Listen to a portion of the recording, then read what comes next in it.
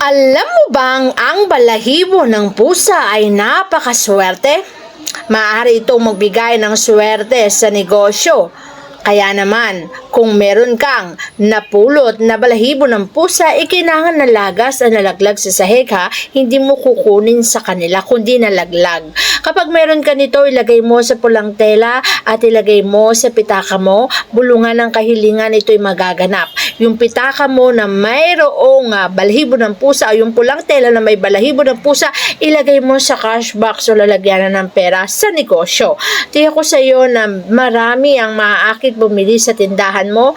Nag-aakit ito ng maraming customer, sasabog ang benta mo at siguradong dadami ang benta mo sa buong maghapon. Hindi ka masisiro. Ganyan kaswerte ang ibinibigay sa atin ng ating mga alagang pusa. Kaya naman kung gusto mong swertihin ay kunin mo na agad to.